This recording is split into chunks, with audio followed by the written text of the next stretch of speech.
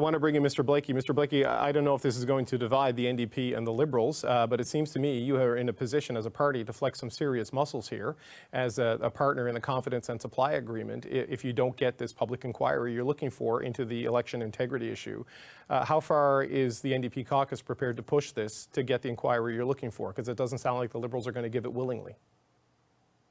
Well, I think what you see at committee right now is an effort by New Democrats and other opposition parties to push for a public inquiry, because for all the reasons that you mentioned, others have said we need a public inquiry. We do. I mean, one of the things about foreign interference that is so troubling is that, and I think it is important to say, like we are hearing that, you know, no one is calling into question the results of the election over this, but people want to have confidence that going forward that these things are going to be taken seriously and that they're going to be resolved properly and they're going to be followed up on. And so some of the allegations from the last week, for instance, that, you know, folks close to the Prime Minister, if not the Prime Minister himself, were briefed about this, about some of this potential foreign interference around some of their candidates is cause for concern. And I think what we're seeing at committee this week is just an example of why a lot of Canadians don't have confidence in politicians to prosecute themselves in this regard. Right.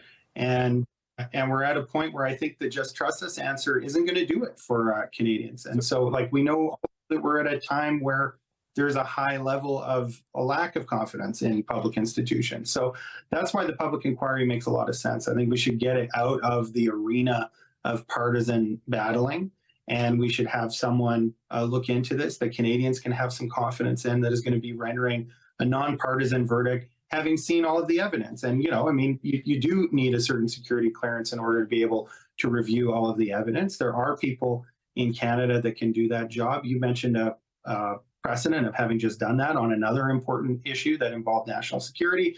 So this is something that can be done, but it's not going to be done in the theater of a parliamentary committee. Well, this is what I want to jump in. I mean, everyone's trying to get a motion amended and passed and resolved and voted on at PROC. It doesn't seem like you're going to get a public inquiry out of PROC because it doesn't have that capacity. That's the shorthand for the committee that's looking at it. But Mr. Singh meets with the Prime Minister on a regular basis, Mr. Blaikie. This seems like an opportunity for the NDP leader to use the power he has from that agreement. Do you think your leader is prepared to do that if this is as fundamental an issue as you seem to say it is?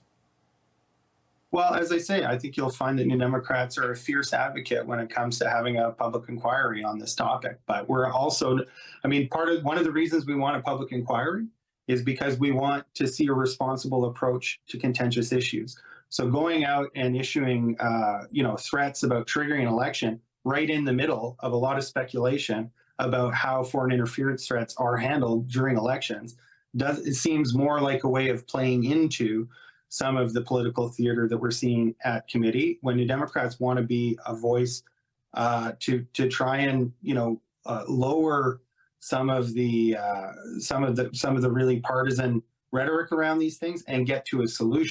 An election isn't a solution to problems around election interference when there's still a lot of unanswered questions. So we're going to be pushing in every forum that we have at our disposal to try and get this public inquiry.